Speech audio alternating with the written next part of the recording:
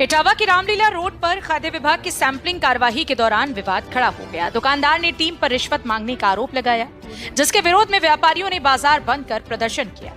इटावा की रामलीला रोड स्थित व्यापारी गौरव अग्रवाल की चीनी, डालडा, मैदा और रिफाइंड की दुकान पर खाद्य विभाग की टीम ने सैंपलिंग की कार्यवाही की। कार्यवाही के दौरान मौके पर व्यापारियों और टीम के बीच कहासुनी और विवाद की स्थिति बन गई। दुकानदार गौरव अग्रवाल का आरोप है कि खाद्य विभाग की टीम ने सैंपल लेने के नाम पर उनसे 50,000 रुपए की मांग की। इस आरोप के बाद बाजार के अन्य व्यापारियों में भी नाराजगी फैल गई। विरोध स्वरूप व्यापारियों ने शांतिपूर्ण तरीके से अपने प्रतिष्ठान बंद कर दिए और निष्पक्ष जांच की मांग को लेकर प्रदर्शन किया। कुछ समय के लिए बाजार पूरी तरह से बंद रहा और सन्नाटा पसरा रहा। फिलहाल प्रशासन की ओर से इस मामले में कोई आधिकारिक बयान सामने नहीं आया है। अब सबकी नजर इस बात पर है कि जांच में क्या साक्ष्य सामने आता है और प्रशासन क्या कार्यवाही करता है।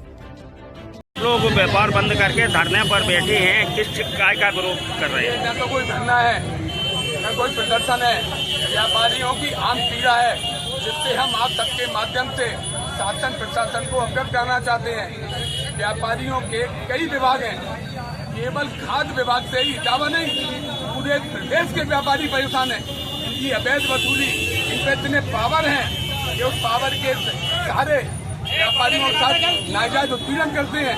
हमारे पास क्योंकि उत्पीड़न करते समय बड़ी सावधानी रखते हैं कि अपने प्राइवेट लोगों को रख के ड्राइवरों के माध्यम से व्यापारियों से वसूली कराते हैं। कभी कभी दफ्तर बुला के उत्पीड़न करते हैं। फिर भी एक दो ऑडियो हमारे पास है रिश्वत मांगते हुए। मैंने प्रशासन को ऑडियो दी, आज तक कोई कार्रवाई नहीं हुई। व्यापारी अच जाता है तब कहीं कोई इस तरह की स्थिति पैदा होती है। कल जिस तरह से अधिकारी ने इसके घर में 4 दिन पहले डेथ हो गई हो, उसके बाद भी 2-4 दिन के अंदर 2 बार दुकान पर पहुंचकर उत्पीड़न करना, ये क्या उचित है? अब व्यापारी अपराधी नहीं है। अगर कोई बात हुई है, ये अवैध वसूली बंद होनी चाहिए। हम अपने मुख्यमंत्री जी के आपके चैनल से मुख्यमंत्री जी से मांग करते हैं, खाद्य विभाग की निगरानी की जाए और इनकी अवैध वसूली बंद की जाए। कोई व्यापारी मिलावट का सामान नहीं बेचना चाहता, कोई गलत काम नहीं करना चाहता। ये केवल अपने अधिकार का दुरुपयोग करके आरोप करते हैं। हमारे व्यापारी को आपको बता दें चैनल के माध्यम से 2017 से 30-40 से 5 सैंपल भरे गए, एक भी सैंपल फेल नहीं हुआ। केवल 2-4 सैंपल अधो मानक, क्योंकि सरकार के जो मानक हैं 2000 के 1990 के मानक है, तो मानक में तो कुछ कमी है आ जाती है। फेल एक भी नहीं हुआ। उसके बाद व्यापारी का उत्पीड़न, उत्पीड़न, हम लाइसेंस कर देंगे, हम सीज कर देंगे, हम व्यापार नहीं करने देंगे। ये उत्पीड़न बंद होना चाहिए। और हम आपको बताना चाहते हैं, हम हमारे विभिन्न सेक्टर हैं, व्यापार मंडल के यहाँ काम कर रहे हैं। अगर कोई व्यापारी बुलाता है उत्पीड़न के समय, हमारा दायित्व बनता है संगठन के पदाधिकारी का कि हम मौके पहुंचे और समस्या का समाधान करें। इसका मतलब वो पदाधिकारी दोषी नहीं हो गया। अगर आपकी मांगे न मानेंगी तो क्या नहीं, तो हम लोकतांत्रिक तरीके से, हम व्यापारी हैं, अपराधी नहीं। हम लोकतांत्रिक तरीके से अपनी बात को सदर विधायक से कहेंगे, जनप्रतिनिधियों से कहेंगे, आय पड़ेगी मुख्यमंत्री जी से भी व्यक्त करने का प्रयास करेंगे।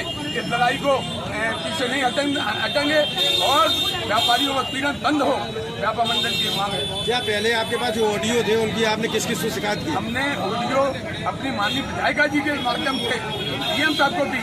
7-8 महीने हो गए, वो आज भी लंबे पड़ी है, कोई कार्रवाई नहीं है। किसी दिन इनके हौसले बढ़ गए हैं। सरकार में है और उसके बावजूद आप लोगों को धरना प्रदर्शन करना पड़ रहा है, विपक्ष की भूमिका करवानी पड़ रही है। क्या ऐसी वजह है, अधिकारी सुन नहीं रहे आप लोगों को? अभी तक हम लोगों की माननीय मुख्यमंत्री जी के निर्देश पर व्यापारी बंधुओं की महीने में 3 जगह बैठक होती है। उस बैठक में मैंने कई बार मुद्दा उठाया। आज विभाग की तमाम शिकायतें जनपद से आती रही, लेकिन मैंने व्यापारी भाइयों से कई बार अनुरोध किया कि अगर कोई भी खाद्य विभाग का अधिकारी या किसी भी विभाग का अधिकारी आप लोगों से कोई रुपए लेता है, उसकी मुझे लिखित सूचना दें। हमें चूँकि हम कई बार प्रस्ताव रखते हैं, जीएसटी के भी कई मुद्दे आए, लोगों के खाते होल्ड कर दिए जीएसटी विभाग ने। जब मैंने उनसे बात रखी तो किसी भी व्यापारी ने मुझे कोई सूचना नहीं दी। आज मेरी ये संज्ञान में आया कि ये जो फर्म है, ये 50,000 रुपये मतलब एक फर्म से सालाना देते थे और अब ये हम इनसे कहेंगे कि हमें लिखित दें, मैं माननीय प्रशासन शासन से बात करके इनकी बात रख के इन भ्रष्ट अधिकारियों के खिलाफ निश्चित तौर पर कार्रवाई कराने का प्रयास करेंगे। आज आप लोग विरोध प्रदर्शन कर रहे हैं, किस चीज का?